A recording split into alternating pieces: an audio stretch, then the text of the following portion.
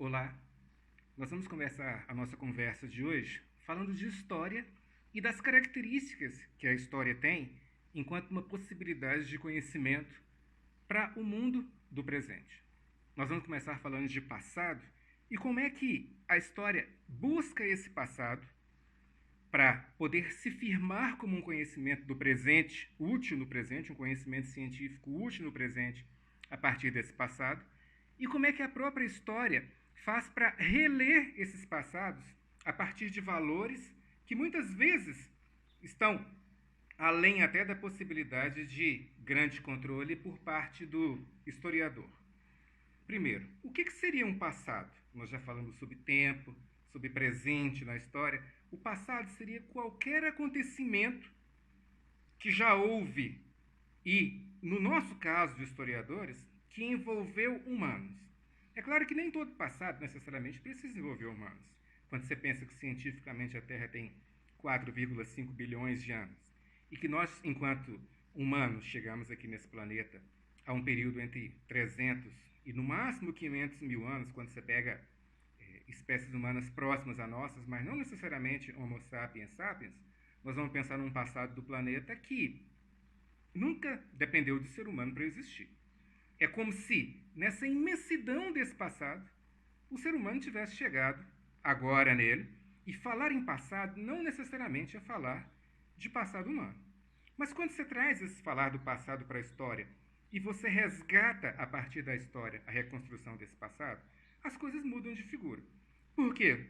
Falar de passado enquanto se fala da história é falar de algo que está ligado diretamente aos seres humanos e à capacidade que eles têm de fazer uma leitura de mundo. Então, primeiro, num sentido geral, o passado é qualquer coisa que, num período anterior ao que se convencionou chamar de presente, aconteceu. Aconteceu no passado. Mas isso é um passado generalizado. O universo tem 3,5 bilhões de anos, é um passado de 3,5 bilhões de anos, mas que não interessa para a história enquanto um lugar do ser humano. Pode interessar para a física, para a geologia, a partir da Terra, dos 4,5 bilhões de anos, mas não necessariamente é interessante para a história. Mas a partir do momento em que o ser humano surge, falar de passado e que o ser humano age no mundo, falar de passado passa a ser algo que a história diretamente tem interesse. Mas então o passado, no caso da história, seria qualquer ação que não se deu no presente e que de uma forma ou de outra envolve seres humanos. Quer seja porque os seres humanos agiram, ou quer seja porque aquele acontecimento, mesmo que não tenha sido causado pelos humanos, interferiu na forma como os humanos veem o mundo e na forma como os humanos agem. Se ele interferiu e determinou a forma como os humanos agem, então já é um passado que tem a ver com os humanos, mesmo que não tenham sido eles os causadores.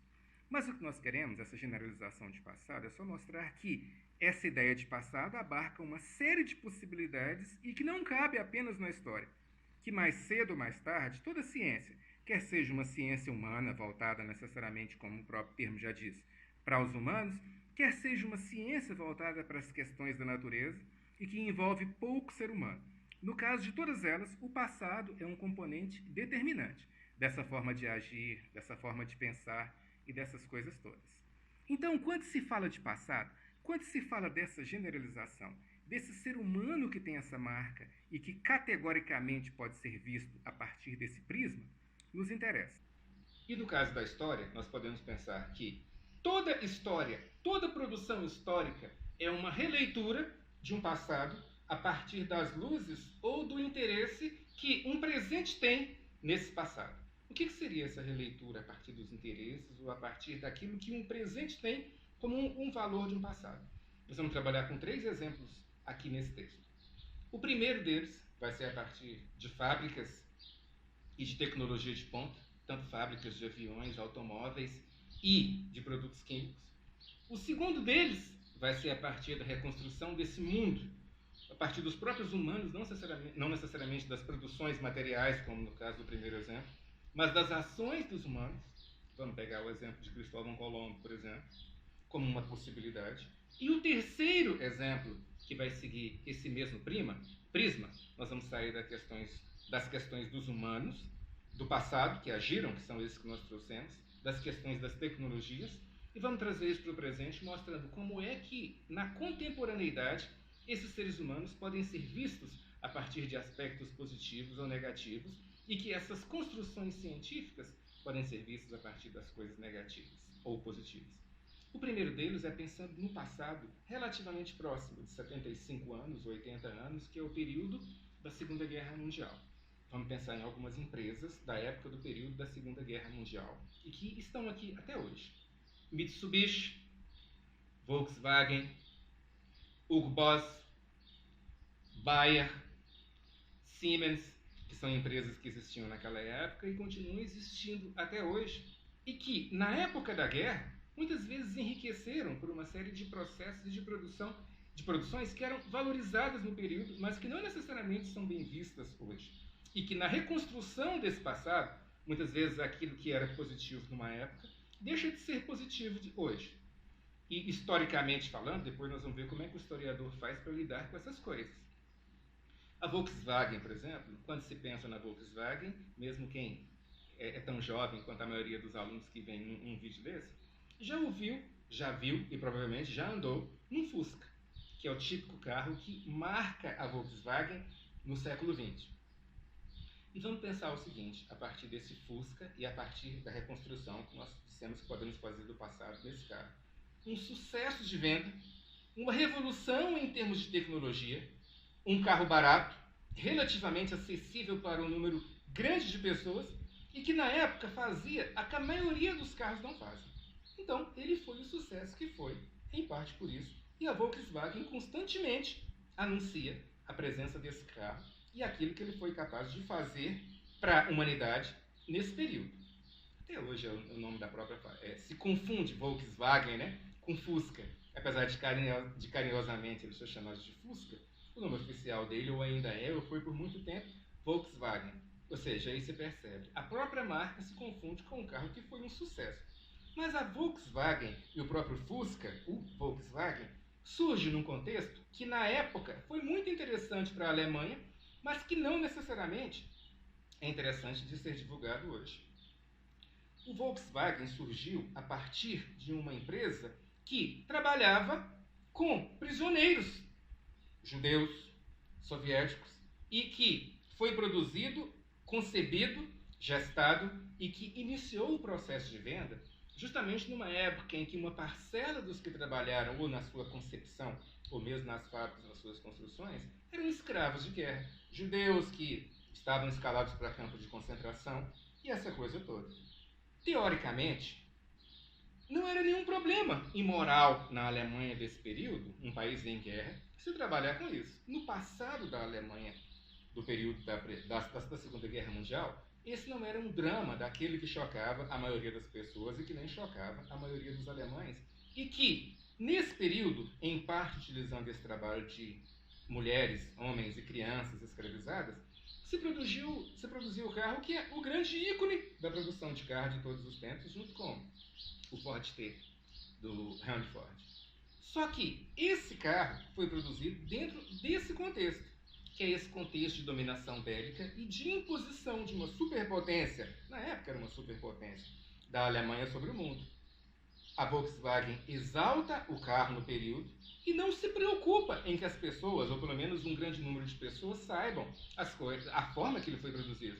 Mesmo que ela não saísse anunciando que o carro era produzido com trabalho escravo, não chegava a ser algo que afligia a grande cúpula da Volkswagen, porque na Alemanha do período era algo que era relativamente aceito.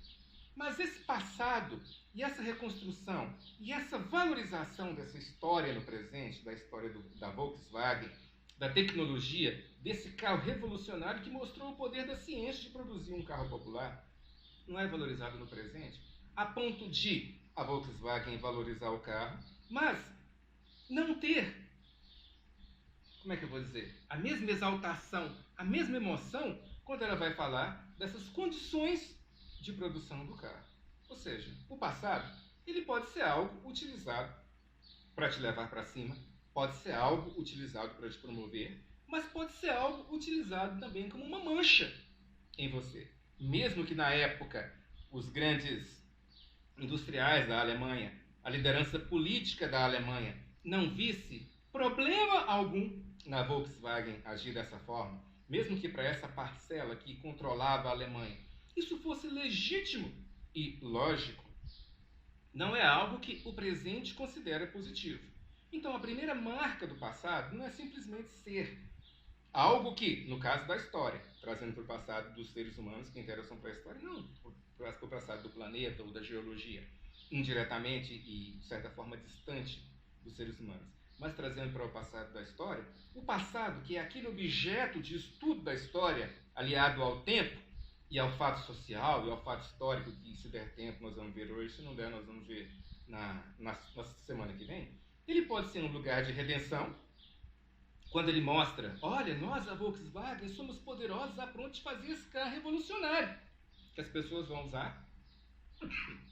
Ou ele pode ser um local de problema, quando ele diz, olha, nós a Volkswagen somos capazes de fazer esse carro revolucionário que vai mostrar para a humanidade quem somos nós. E para isso utilizamos até trabalho escravo. Se a primeira parte é motivo de exaltação, a segunda não é. É sempre um passado que, na medida do possível, se tenta esconder. Não se tenta esconder completamente, porque é impossível esconder algo que, de certa forma, o mundo sabe. Mas não se traz em propagandas, não se divulga, justamente porque se houve uma época em que isso não era abertamente condenado pelos grandes líderes políticos e industriais e financeiros do país, a mesma coisa não se dá hoje. Então, por isso é que, de certa forma, se esconde o passado. Então, pode ser algo que eu utilizo para promoção, mas pode ser algo que eu utilizo o quê? Para me colocar numa saia justa, vamos dizer assim. Então, o passado é uma ação que foi efetuada por humanos no passado e que tem consequências naquele momento em que foi efetuada, mas que tem consequências no futuro também, que podem ser positivas ou negativas. E a mesma coisa se dá com a baia, quando você pensa na Siemens e na Bayer, por exemplo. Havia um gás chamado Zyklon B, que foi o mais utilizado para se matar nos campos de concentração da Segunda Guerra Mundial. Foi o gás mais utilizado porque, em termos de custo, ele era relativamente barato e trazia uma possibilidade de morte, é até estranho falar isso, muito eficiente. Qual é a grande jogada do capitalismo e qual é a grande jogada da produção industrial? O máximo de lucro, o máximo de vendas com o mínimo de custo. Qual era o máximo de lucro que o gás dava? Uma quantidade enorme de pessoas mortas, com uma eficiência altíssima e a custo baixo, já que custo baixo tanto no sentido de que o gás era barato e que você podia reaproveitar o lugar em que se matava as pessoas, quanto no sentido de que você tirava do soldado alemão o peso de todos os dias fazer parte de um pelotão de fuzilamento e um só soldado ter que atirar, atira numa pessoa, tira aquela, atira em outra, tira aquela, atira em outra, tira aquela, atira em outra, no custo psicológico que isso poderia dar para o soldado. Então, em termos de farmácia, de química, de tecnologia, de capitalismo, foi um sucesso o gás. Mas se esse gás foi um sucesso, enriqueceu a Bayer, de certa forma, enriqueceu a Siemens, que foi a empresa que teve a ideia, né? Olha, se nós fizermos isso e começarmos a matar pessoas com gases, vai ser muito mais eficiente. Muita gente pode até não saber da Bayer, exatamente, todo mundo já ouviu falar, mas não sabe o que ela fabrica, né? Esse Baygon que a gente usa para matar tudo quanto é tipo de inseto mesmo é uma produção da Bayer e é uma das coisas que a gente mais conhece. E hoje é provável que a Bayer se vanglorie muito mais do Baygon do que do gás que matava nos campos de concentração. Então, no caso da Bayer, existe o quê? Um passado em que, na época em que ela teve essa ação, podia até não ser visto por uma boa parcela da humanidade, mas não era algo que chocava as lideranças políticas, as lideranças econômicas e as lideranças industriais da Alemanha. A maioria dessas lideranças achava que aquele processo de matar com gás era eficiente. Se naquela época isso não foi um problema, no futuro, esse passado da Bayer é como se fosse uma mancha. Foi, quimicamente, cientificamente falando, um sucesso. Um produto que foi concebido para fazer algo que fez com maestria. Mas moralmente, a partir do momento em que a guerra acaba e que os valores morais da época, que os valores se modificam, isso se torna uma dor, se torna um problema para a Bayer e se torna um problema para todo mundo que concorda com o tipo de ação dela. Sobre essas características do passado e aquilo que muitas vezes se tenta esconder do passado, porque na época em que foi efetuado, não chegava a ser um problema, mas posteriormente passa a ser, na medida em que os valores se modificam, em que o contexto histórico se modifica. Nós vamos ver um pequeno vídeo agora que traz como exemplo uma parcela dessas empresas que nós citamos aqui e outras que nós não citamos, justamente do período da Segunda Guerra Mundial, que mostra essa dificuldade de lida com o passado que alcança não apenas as pessoas enquanto indivíduos, enquanto membros de uma família, mas enquanto membros de um conglomerado econômico, como nós vamos ver aqui agora. Na época podia até ser interessante, mas hoje não é. Sobre a presença das empresas em coisas que elas querem esconder depois que se modificam os valores na história, foi a Siemens que deu a ideia de matar nos campos de concentração com gás, que mostrou que esse poderia ser um método muito eficiente de se matar judeus, entre outros.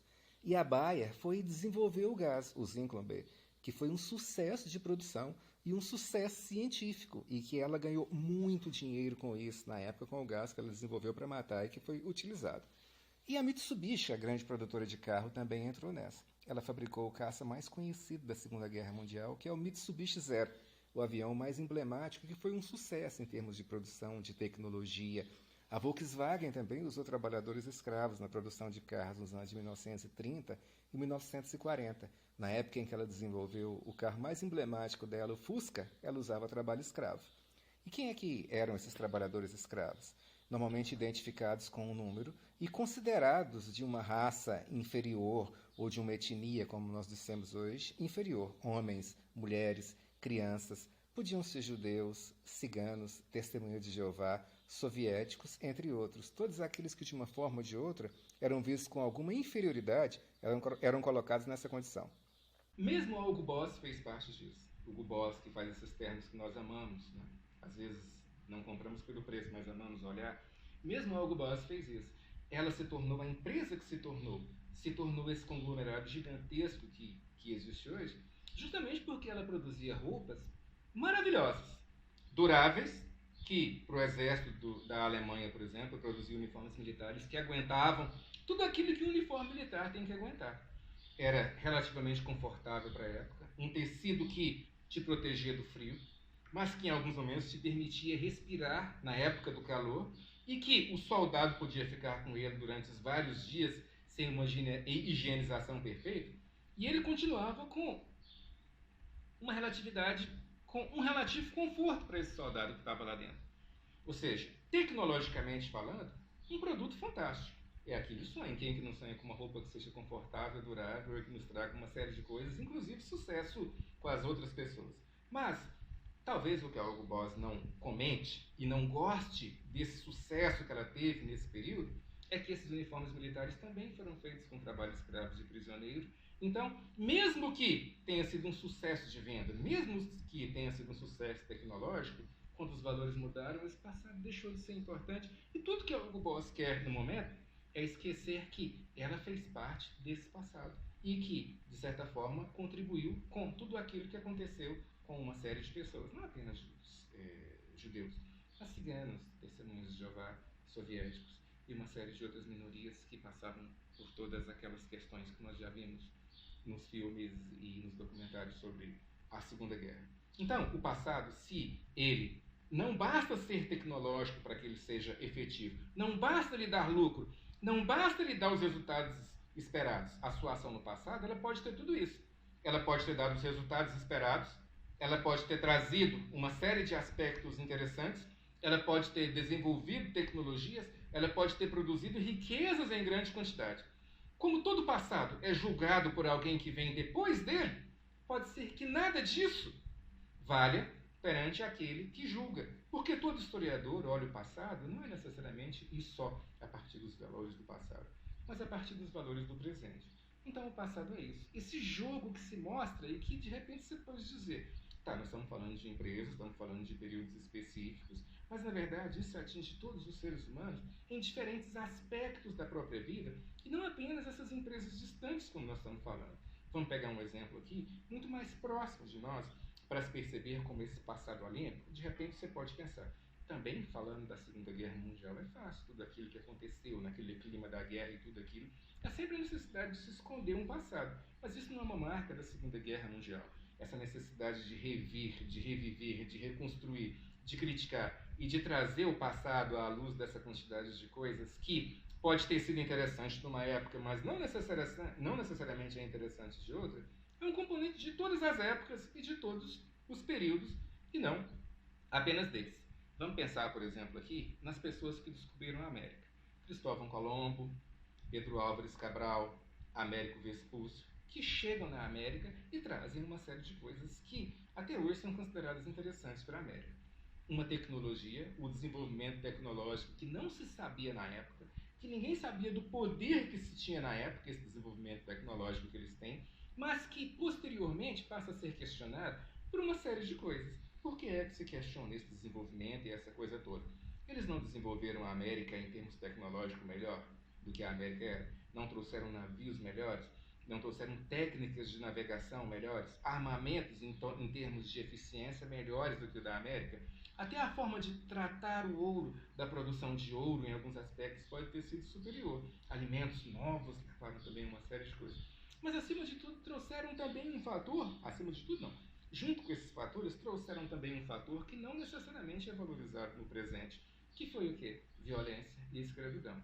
Bom, em troca desse desenvolvimento, eu quero a submissão de vocês. Eu quero que a partir de agora, nós os europeus lideremos e vocês, os que são da América, façam aquilo que nós queremos que façamos.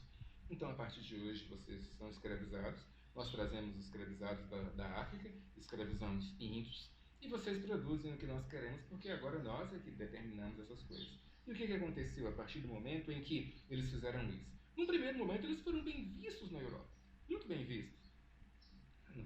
Na verdade, no primeiro momento, eles foram em parte ignorados por uma parcela das pessoas, mas quando se viu o poder que a América tinha de trazer benefícios para a Europa, eles foram muito bem vistos pela própria Europa. E essa característica da escravidão, essa característica da violência, que era uma marca da época, não foi vista como um problema. Mas na releitura dessas pessoas, sim. A ponto de uns tempos para cá, as pessoas terem aprendido e começado simplesmente a pegar as estátuas desses grandes, no sentido de navegadores, e destruir. Nos Estados Unidos foi derrubada uma estátua de Colombo, derrubada uma estátua de Pedro Álvares Cabral no México, ou de Pedro Álvares Cabral não, de Colombo no México, e assim por diante. E essas estátuas passaram a ser questionadas justamente porque, se no período em que esses homens viveram, os valores da época permitiam que eles tivessem esse tipo de ação e continuassem sendo considerados nobres que eram, a releitura desse passado que se dá no presente, toda releitura do passado se dá no presente, condena barbaramente essas ações a ponto de dizer, sim, desenvolveram tecnologicamente, sim, desenvolveram novas formas, trouxeram novas formas de ver o mundo, instrumentos de navegação, instrumentos de plantação, formas de roupa, de tecido, de armamento que a América não conhecia, trouxeram o domínio do ferro, trouxeram uma quantidade enorme de coisas, mas trouxeram também a violência e trouxeram também a morte para uma parcela de pessoas, muitas vezes não intencionalmente ou muitas vezes intencionalmente. Então, esse passado que nós estamos falando hoje, que é esse componente histórico, ele é isso, essa amálgama, essa coisa que tem uma infinidade de possibilidades de interpretação e que parece que se submete aos valores daquele que interpreta.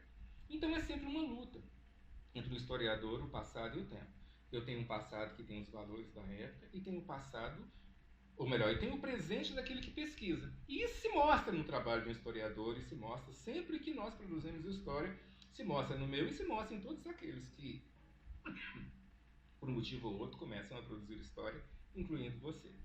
Agora, vamos pensar esses homens a partir desse prisma, então, e vamos trazer agora um exemplo de como é que isso se dá na América, porque pode ser que de repente você pense, tá, Pedro Álvares Cabral, Cristóvão Colombo, o primeiro exemplo foi de tecnologia, então pode ser que num contexto de guerra, essa tecnologia seja um problema posteriormente, porque quando essa guerra acaba, aquele clima da guerra, aquelas coisas que permitiam que esses homens fizessem isso, na época da guerra, no clima da guerra, que se escravizava os inimigos, se escravizava o oponente bélico, você pode dizer, tá, mas isso aconteceu e essa releitura crítica do passado se dá justamente porque esses homens tiveram essa ação.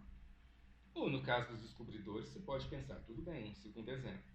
Os descobridores vieram, fizeram isso, trouxeram o bem e, entre aspas, o mal. Mas esses são exemplos que raramente acontecem. o exemplo de uma Segunda Guerra Mundial é algo que raramente acontece. O exemplo de descobrir um novo continente é algo que raramente acontece. Então pode ser que nem todo passado precise ser explicado. Nem todo passado tenha algo que as pessoas têm que esconder. Nem todo passado tenha coisas que não se valorizam. Se nós trouxermos isso aqui para o nosso estado, nós estamos falando aqui de Goiás, vamos trazer para Goiânia, que é uma cidade próxima à capital. Existe uma estátua do Bandeirante no centro de Goiânia, na parte que já foi considerada a parte mais nobre da cidade. E há alguns anos, já tem alguns anos, essa estátua foi pichada com um tipo de produto químico e tinta que se misturou com o material, se não me engano, a estátua de bronze, da própria estátua. E por trás dessa pichação estava escrito um protesto que dizia o seguinte: como é que nós, goianos, no século XX, já que a pichação se deu ainda no século XX, podemos conviver com a estátua de um tirano que veio e, acima de tudo, matou pessoas aqui no estado de Goiás e ainda colocá-la como uma estátua de destaque dentro da nossa capital. Ou seja, se na época em que a estátua foi colocada ela era bem vista, ela agora entra nesses outros questionamentos que nós fizemos de que o passado constantemente revisto pelo historiador, ele sempre traz o quê? Novas cobranças. Toda vez que um historiador escreve um texto, é como se ele estivesse o quê? Revendo um passado. Toda vez que um cientista humano, um cientista social escreve um texto, é como se ele estivesse pegando algo que aconteceu num período anterior àquele em que ele escreve e revendo esse acontecimento a partir de dois prismas, a partir do acontecimento em si e a partir do que vem depois dele. Mas aí nós temos uma questão. Como é que se pode dizer, Eurídice, que essas releituras podem ser baseadas em quê? Então quer dizer que todas as vezes que eu vou no passado, se eu vivi na época em que a escravidão era permitida e eu não via isso como um problema, ou se eu vivo agora em que isso é um problema, ou se eu não vivi na época da Segunda Guerra Mundial, em que se justifica, na visão daqueles que agiram, muitas atrocidades pelo clima de guerra, ou se eu vivi agora, eu construo uma história que é diferente e que a história, teoricamente, teria a minha marca e não necessariamente a marca do acontecimento? Não. Toda história tem a marca do acontecimento. Toda história que é séria, que é contada com veracidade, ela tem a marca do acontecimento e não a marca da pessoa que a produziu. Nós vamos ver um vídeo rápido agora mostrando essa questão das estátuas que nós falamos, e logo em seguida eu vamos tentar esclarecer um pouco essa questão de que a história que contava a questão da Alemanha, sem criticá-la pela escravidão de outros povos, e a história que conta essa questão da Alemanha, ou que conta a questão dos colonizadores, desses grandes conquistadores da América, a primeira sem criticá-los e com exaltação, e a segunda criticando esse lado negativo deles, nenhuma das duas é necessariamente aquela que foge da verdade, como nós vamos ver. Mas primeiro vamos ver esse vídeo que mostra um pouco dessas destruições de estátuas pelo mundo que eu comentei, que tem acontecido e que tem acontecido em vários lugares do mundo, Ásia, na Europa, na América e aqui, muito próximo de nós. Isso se mostra, por exemplo, nas várias estátuas que foram derrubadas dos grandes europeus que vieram para cá nos séculos XV e XVI. As estátuas do Cristóvão Colombo, do Américo Vespúcio, em muitos lugares foram derrubadas e, quando não derrubadas, foram questionadas. Essa que nós estamos vendo na foto é nos Estados Unidos e é uma estátua do Cristóvão Colombo. E por trás do derrubar essa estátua está o questionamento seguinte: por que é que esses homens que, por um lado, trouxeram progresso, mas, por outro, trouxeram violência e morte, são tão valorizados na nossa cidade? E isso não se dá só na Europa ou em países distantes. Aqui mesmo, em Goiânia, a estátua do Bandeirante, que fica no centro da cidade, foi pichada como um questionamento similar a esse que eu acabei de trazer. Por que esse homem que trouxe progresso e violência está aqui no centro da nossa cidade apenas como um herói e não como um violentador? Se nós olharmos na roupa dele, na parte de cima, na blusa e no chapéu, tem uma tinta verde que foi colocada por alguém que sabia que essa tinta ia fundir com o metal da estátua e que seria impossível separar os dois, porque praticamente houve uma fundição. E uma das coisas que nós mais fazemos é reescrever a história. E esse reescrever ele pode ser feito por uma série de valores, mas ele sempre acontece quando há o quê? Uma mudança de perspectiva das pessoas em relação ao que aconteceu. Não é que uma nova verdade surja, mas uma nova forma de ver um acontecimento, de novos valores, é que acabam levando à necessidade dessa reescrita. Um exemplo. Pensemos no Bandeirante, no exemplo aqui que nós trouxemos da estátua da cidade de Goiânia. Esse Bandeirante, se eu reconstruo a história dele, eu posso trazer essa história, dependendo da época e dependendo dos valores que essa época tem, a partir do que essa época valoriza. Ele foi um desbravador? Foi. Ele foi alguém que enfrentou uma série de problemas para conquistar certas regiões do Estado? Foi. Ele trouxe ele trouxe progresso material para o Estado? Trouxe. Ele trouxe progresso material para a região? Trouxe. Trouxe, inclusive, uma religiosidade, junto com outros religiosos e outras pessoas que vieram com ele, que ainda é a marca do Brasil. Trouxe a língua, costumes e uma religiosidade que ainda é a marca do Brasil, o cristianismo, e, de certa forma, ele participou de um processo de dar identidade para essas pessoas, de dar identidade para esse país. Esse é um dos aspectos que eu posso exaltar na minha história do Bandeirante. Mas, por outro lado, esse mesmo Bandeirante, ele tem uma outra marca. Ele trouxe também violência, como nós já dissemos, trouxe a escravidão, a morte e a intolerância com certos costumes que ele era incapaz de compreender. Uma religiosidade que para ele parecia estranha e que muitas vezes parecia muito mais um culto a demônios do que qualquer outra coisa. E, além disso, trouxe um preconceito com tudo aquilo que era diferente. O índio é inferior, o negro é inferior, aquela cultura que se pratica e que é muito diferente daquela, só tem uma coisa que pode acontecer com ela. Ele tem que acabar com ela porque, na visão dele, é inferior.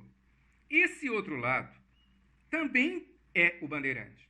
Esse outro lado também é o conquistador, que tem, entre outras, essas duas facetas.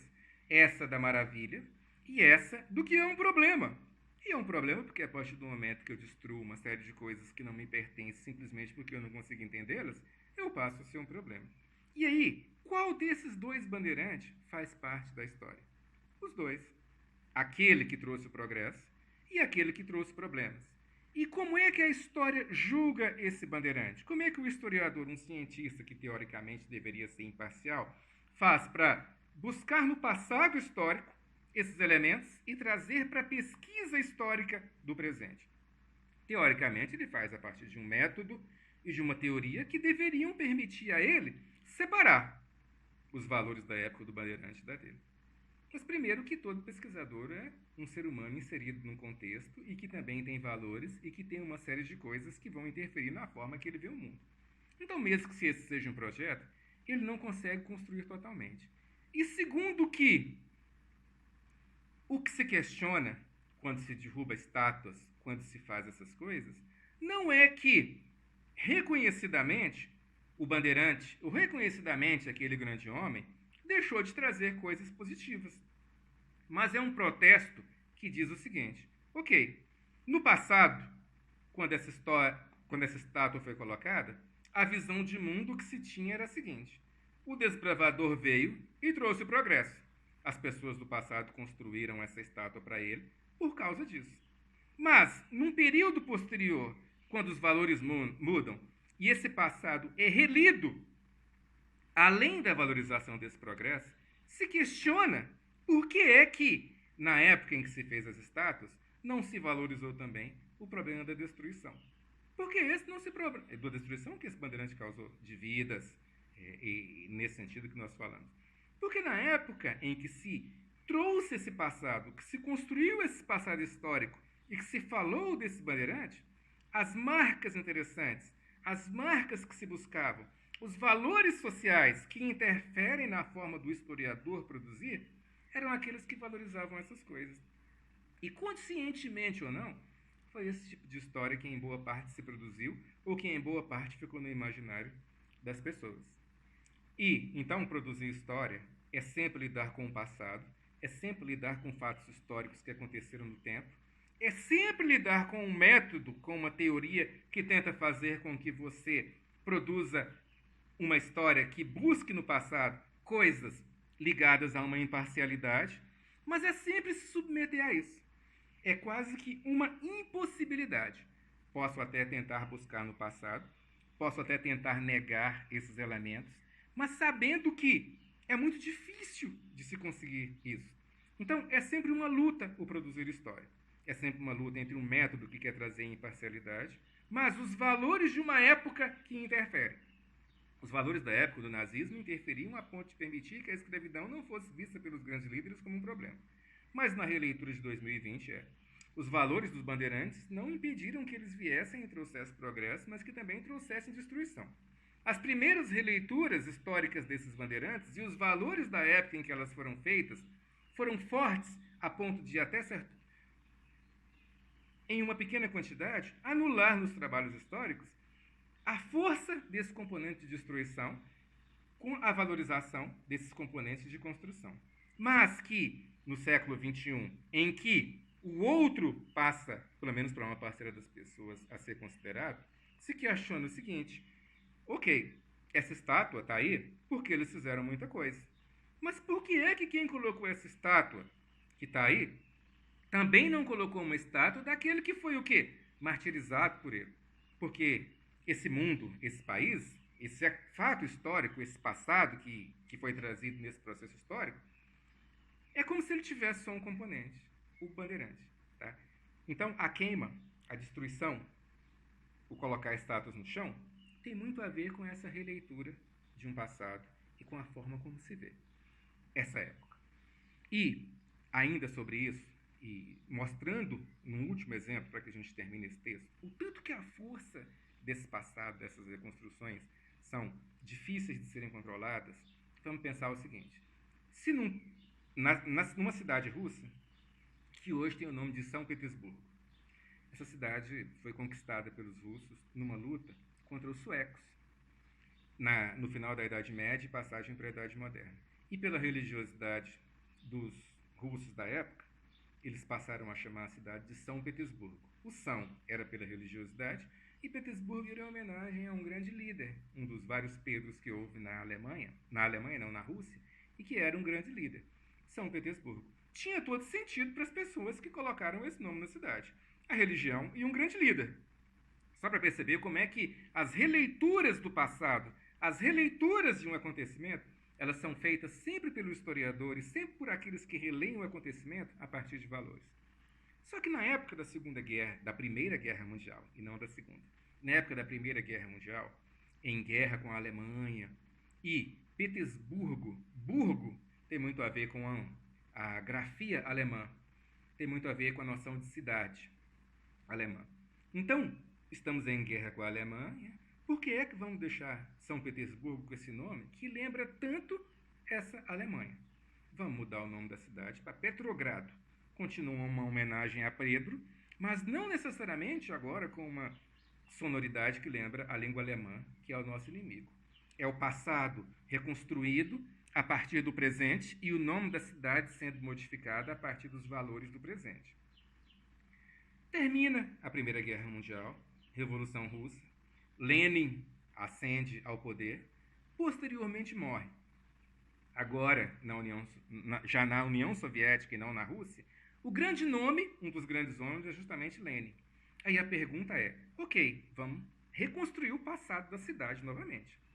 Já se chamou São Petersburgo, se chamou Petrogrado, e agora vamos reconstruir a cidade, mostrando que aquilo que o passado considerou positivo, que foi primeiro chamar São Petersburgo e depois chamar Petrogrado, para a gente não serve mais.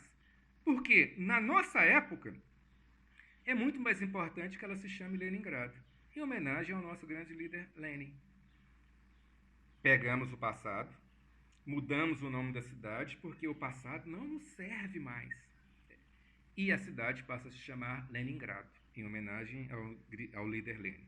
Quando o Muro de Berlim cai, e entra no final da década de 1980 e entra a década de 1990, o comunismo na União Soviética, entre aspas, se esfacela, a União Soviética deixa de existir e a cidade de Leningrado fica na Rússia, na parte que na divisão da União Soviética cabe à Rússia. Mas espera aí, agora nós estamos na década de 90. Qual o sentido de nós, que agora não somos mais comunistas, termos uma cidade que, devido ao seu passado, se chama Leningrado? Vamos pegar essa cidade, vamos pegar esse passado e vamos reatualizar. Era São Petersburgo, o passado da cidade foi relido a partir do presente e ela é chamada Petrogrado. Novamente uma releitura do passado a partir do presente, dos acontecimentos do presente, e ela se chama Leningrado. E agora uma nova leitura do passado, feita pelo presente, e uma atualização. E a cidade passa novamente a se chamar São Petersburgo. Um exemplo desse é a cidade de São Petersburgo, na Rússia, que passa a ter esse nome depois da guerra que houve entre russos e suecos, e que os russos dominam a cidade e dão esse nome, o São, pela questão da religiosidade, e o Petersburgo pelo grande líder que eles tinham na época, que era Pedro. Só que posteriormente, na época da Primeira Guerra Mundial, eles estão em guerra com a Alemanha, e essa terminação Burgo lembra muito o alemão, que é uma das características das cidades, muitas terminarem com esse nome porque tem a ver com cidade. Então eles mudam para Petrogrado, para não confundir com a Alemanha. Só que, no término da Segunda Guerra Mundial, com a Revolução Russa, Petrogrado já fica sem sentido com a morte de Lenin e tudo mais. Para homenagear agora o novo grande líder, a cidade passa a se chamar Leningrado. Só que essa homenagem a esse grande líder comunista, depois da queda do Muro de Berlim e do final da União Soviética, fica sem sentido. Por que homenagear um grande líder que agora já não é mais considerado um grande líder? E a cidade passa a se chamar São Petersburgo por causa disso. Volta a ser o primeiro nome que ela teve na mão dos russos. E essas reconstruções são a partir dos valores e também das verdades históricas das épocas. Mas você percebe que, dependendo da época e de quem escolhe, é um nome. Então, o que acontece, como acabamos de ver? Acontece o seguinte, nesse vídeo que nós terminamos de ver sobre São Petersburgo. Acontece o seguinte, essas releituras da cidade são necessariamente feitas a partir do momento em que o passado ou aquilo que nós buscamos no passado não nos serve mais como uma orientação para o presente. E não quer dizer que aquilo que se pensou antes fosse uma invenção. Quer dizer que os aspectos que foram valorizados daquela ação já não são mais tão valorizados no presente. Lenin foi grande? Sim. Revolucionou a União Soviética? Sim. Mudou muita coisa na União Soviética? Sim. Mas agora, com a releitura que nós fazemos do passado da União Soviética, da Rússia e da União Soviética, e analisamos as questões de Lenin, as questões da cidade chamada Petrogrado em homenagem a Pedro, nós, no momento, achamos que essa cidade normalmente deve se chamar São Petersburgo. E aí vem a questão. Toda releitura do passado, toda releitura de algo que aconteceu, primeiro, ela tem ligação com a história, porque toda releitura passa pela história. Mas toda releitura sofre interferência dos valores de uma época. Então, produzir história é trabalhar com métodos, é trabalhar com conceitos, é trabalhar com um desejo de produzir um texto que seja verdadeiro, mas é o tempo inteiro trabalhar com a forma que o presente vê o passado. E essa forma que o presente vê o passado é que determina. É São Petersburgo? É Petrogrado?